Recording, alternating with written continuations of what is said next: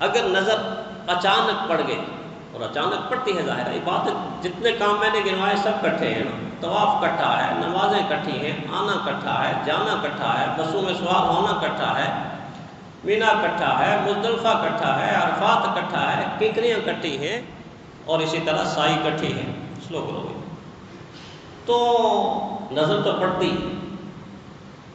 ایک خط امتیاز ہے کہ جلووں کے اس ہجوم میں لازم ہے احتیاط، قصدن نظر حرام، جان جان کے نہیں دیکھنا، نہیں دیکھنا، نہیں دیکھنا۔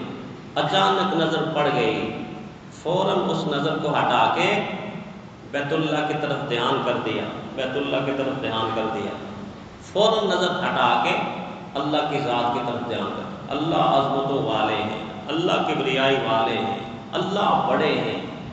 جس کام کے لیے حاجی گیا ہے اور جس کام کے لیے حاجن گئی ہے، بس اس کام کی طرف قدم قدم پر دھیان ادھر ہوگا تو تب جا کے حج کا عمل مکمل ہوگا، مگر نہ بہت مشکل ہے، بہت مشکل ہے۔ اس مرحلے کے اوپر ہی حاجی لوگ بعض دفعہ فیل ہو جاتے ہیں، ناکام ہو جاتے ہیں۔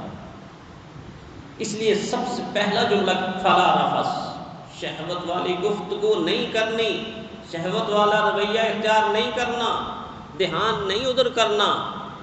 حتیٰ کہ دوسری خواتین تو دور کی بات ہے، اگر حاجی صاحب اپنی اہلیہ کو بھی ساتھ لے گئے ہیں، حاجی حاجن اکٹھے ہیں، تو احرام کی حالت میں اس کے ساتھ بھی شہوت والی گفتگو نہیں کر سکتے، اس پر بھی پابندی ہے۔ جو کام یہاں حلال تھا احرام پہننے کے بعد ہمارا نہیں، اب حرام ہے جب تک احرام ہے۔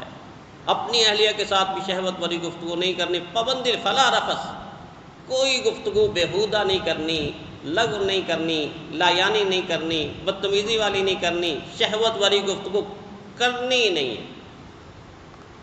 اور جب لوگ جاتے ہیں تو پھر پتہ لگتا ہے کہ اللہ نے پابندی، اللہ کا ہر کام واقعی بہت صحیح ہے، صحیح لگائی، کیونکہ جو حالات نظر آتے ہیں وہاں پر تو انتہائی خطرناک ہوتے ہیں۔ لوگ گفتگو کرنے سے باز نہیں آتے، اس طرح کی گفتگو شروع کر دیتے ہیں۔ دوسری پابندی فلا رفث ولا فسوق، گناہ نہیں کرنا۔ اب انسانی عقل کہتی ہے اللہ گناہ تو پاکستان میں بھی منع ہے، ہندوستان میں بھی منع ہے، دنیا کے جس ملک کے اندر سے جو حاجی آیا ہے گناہ تو وہاں بھی نہیں کرنا، تو یہ کیا کہ حج کی آیت اور دوسری پابندی گناہ نہیں کرنا۔ اللہ سمجھانا چاہتے تھے کہ گناہ گناہ ہے، نافرمانی ہے، معصیت ہے، لیکن پاکستان کا گناہ اور ہندوستان کا گناہ اور چائنا کا گناہ اور امریکہ اور برطانیہ کا گناہ اور حرم کا گناہ برابر نہیں، برابر نہیں۔ یہاں ایک گناہ کسی پاکستانی نے کیا ہوگا، بے شک اللہ کی نافرمانی کی ہوگی، لیکن فرشتوں نے لکھ دیا اس نے یہ گناہ کر دیا۔ وہی گناہ اگر حاجی نے حرم کی حدود میں جا کر دیا تو فرشتے نے لکھ دیا اس حاجی نے 1,00,000 گناہ کر دیا، 1,00,000 گناہ کر دیا۔ جس طرح حرم کی ایک نیکی 1,00,000 نیکی کے برابر ہے نا، ہم سنتے نہیں ہیں کہ حرم میں ایک نماز پڑھیں 1,00,000 نمازوں کا اجر، 1 ریال صدقہ کریں 1,00,000 ریال صدقہ کرنے کا اجر۔ کسی سے تھوڑی سی ہمدردی کریں تو ایسا جیسے آپ نے 1,00,000 آدمیوں سے ہمدردی کر دی۔ تیمارداری کی مریضگی گویا آپ نے 1,00,000 مریضوں کی تیمارداری کر دی، نیکی بڑھ کے 1 سے 1,00,000 چلی گئی۔ اللہ نے فرمایا پھر یہ نہ سمجھنا کہ نیکی بڑھتی ہے، ولا فسوق، گناہ نہیں کرنا، گناہ نہیں کرنا۔ اگر آپ نے گناہ کیا ہے تو پھر یہ سمجھو کہ 1 نہیں کیا 1,00,000 تک جا پہنچا، اس لیے ڈرایا ہے، سمجھایا ہے، دھمکایا ہے، باخبر کیا ہے، متنبہ کیا ہے۔ ولا فسوق، دوسری پابندی، گناہ نہیں کرنا، گناہ والی کوئی بات نہیں کرنی، گناہ کی طرف جانا ہی نہیں۔ تم نیکی کے راستے پر نکلے ہوئے ہو، خیر کے راستے پر نکلے ہوئے ہو، تم تو اللہ ہی کی ذات کی طرف بڑھنے والے مسافر ہو، تمہارے شایان شان ہی نہیں ہے کہ تم گناہ کرو، روک دیا ولا فسوق۔ تیسری پابندی ولا جدال، دیکھو لڑنا نہیں، یہ بات مجھے اور آپ کو یہاں سمجھ نہیں آتی کہ یار حاجی حج کرنے جاتے ہیں، طواف کرنے جاتے ہیں، عرفات میں مانگنے جاتے ہیں، سعی کرنے جاتے ہیں، اللہ کے گھر کے پھیرے لگانے جاتے ہیں، اللہ کے نبی کے روزے کو دیکھنے کے لیے آنکھیں ٹھنڈی کرنے کے لیے جاتے ہیں، کیا وہاں لڑنے کے لیے جاتے ہیں؟ کیا وہاں لڑنے کے لیے جاتے ہیں؟ لیکن جا کر وہاں تجربہ ہوتا ہے کہ ہاں اکثریت ایسی ہے کہ دیکھ کے محسوس ہوتا ہے کہ یہ حج کرنے نہیں آئے، یہ لڑنے ہی کے لیے آئے، یہ جھگڑنے ہی کے لیے آئے، اور بات بات پہ لڑائی۔ یہ شیطان ایسی چیز ہے، ایسا ملعون ہے کہ وہ حرم تو دور ہے، احرام پہن کے لاہور ایئرپورٹ پر پہنچتے ہیں تو لڑائی یہیں سے شروع کرا دیتا ہے۔ دیکھ کے ایسا لگتا ہے کہ وہ حاجی ہی کیا جو دوسری حاجی سے نہ لڑے، ایسا لگتا ہے کہ جب تک یہ لڑیں گے نہیں معاذ اللہ ان کا حج ہی قبول نہیں ہوگا۔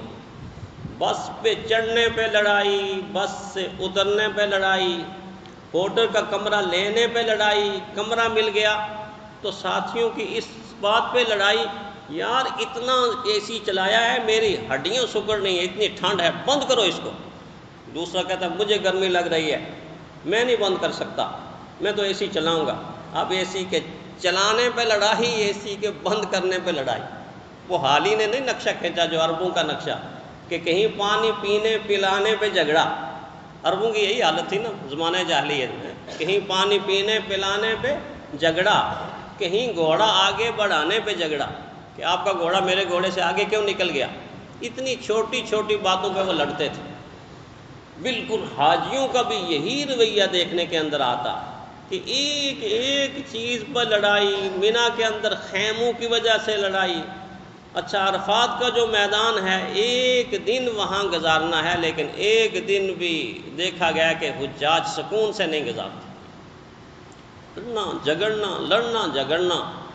اللہ تعالیٰ کو معلوم تھی یہ چیزیں کہ یہ انسان ایسا کرے گا، بڑا نقصان کرے گا، بڑا نقصان کرے گا، لہٰذا جو ہی حج کی آیت شروع ہوئی، الحج اشہر معلومات، حج مقررہ مہینوں کے اوپر ہے، معلوم ہے وہ مہینے، فمن فرض فیہن الحج، دیکھو جس پر حج فرض ہو جائے، جو حج کا ارادہ کر لے تو فرمایا فلا رفث، شہوت کی گفتگو نہیں کرنی، ولا فسوق، گناہ کا کام نہیں کرنا، ولا جدال فی الحج، حج میں لڑنا نہیں جھگڑنا نہیں، لڑنا نہیں جھگڑنا نہیں۔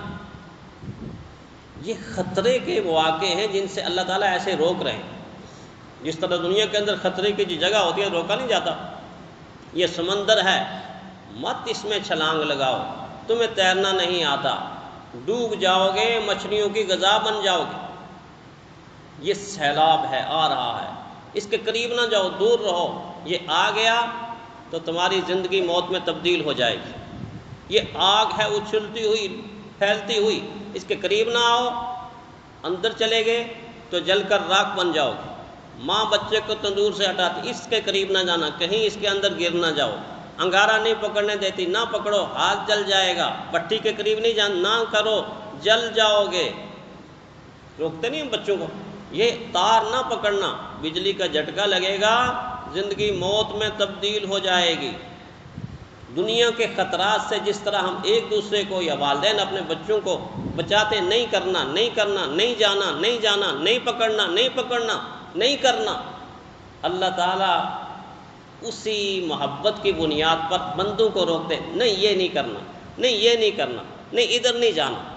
اس انداز سے حج کی تربیت اللہ تعالیٰ حجاج کے کرتے ہیں کہ اگر تربیت لے کے جائیں تو پھر جب واپس آئیں تو ایسے آئیں کہ ایک ایک گناہ، ایک ایک معصیت اور نافرمانی بدن سے ختم ہو کے، حضور نے فرمایا حاجی ایسے لوٹتا ہے جیسے بطن مادر سے پیدا ہونے والا بچہ۔ اس لیے حج کی آیات کو توجہ سے غور سے انسان پڑھے کہ اللہ کیا کہنے، وَلِلَّهِ عَلَى النَّاسِ حِجُّ الْبَيْتِ مَنِ اسْتَطَاعَ إِلَيْهِ السَّبِيلَ، للہ دو دفعہ استعمال کیا للہ، ایک یہاں پر اور وَأَتِمُّ الْحَجَّ وَالْعُمْرَةَ للہ للہ للہ۔ کیوں للہ؟ اللہ کو پتہ تھا کہ جاتے ہوئے خیال پیدا ہوگا آؤں گا تو لوگ کہیں گے ماشاء اللہ حاجی صاحب آگے، ماشاء اللہ حاجی صاحب آگے۔ جب 2 دفعہ چلا جاؤں گا، 3 دفعہ، چوتھی، لوگ کہیں گے ماشاء اللہ الحاج بن گئے۔ خود دل کے اندر یہ چھپی ہوئی بعض دفعہ میں حاجی ہو گیا، اب میں لکھ کے لگاؤں گا الحاج۔ اللہ کو پتہ تھا یہ حاجی الحاج کہلانے کے لیے اگر جا رہا ہے تو کچھ کما کے نہیں لا رہا، جو کمایا ہے وہ بھی گما کے آ رہا۔ وَلِلَّهِ، حج اس لیے کرنا ہے کہ اللہ راضی ہو جائے، بگڑنے کے لیے نہیں جانا، بننے کے لیے جانا، حاجی کہلوانے کے لیے نہیں جانا، رب کو منوانے کے لیے جانا ہے۔ اسی لیے اس مختصر اسم میں، اپنے پاک اسم میں، پاک نام میں اللہ نے کہا میرے لیے کرنا ہے، میرے لیے، دنیا کو دکھانے کے لیے نہیں کرنا۔ تو بہرحال حج مشکل ترین عبادت ہے، لیکن اہم ترین عبادت ہے، عظیم ترین عبادت ہے۔ ان تقاضوں کو اور مسائل کو سمجھ کر کی جائے تو میری اور آپ کی دنیا بھی بن گئی، آخرت بھی بن گئی۔ اور اگر ان مسائل میں گڑبڑ کریں گے تو پیسہ بھی ضائع، سفر کی مشقتیں بھی ضائع، اور محروم ہو کے انسان واپس لوٹے تو اس سے بڑا نقصان اور کیا ہوگا۔ اللہ تعالی ہم سب کو مبرور اور مقبول حج کرنے کی توفیق عطا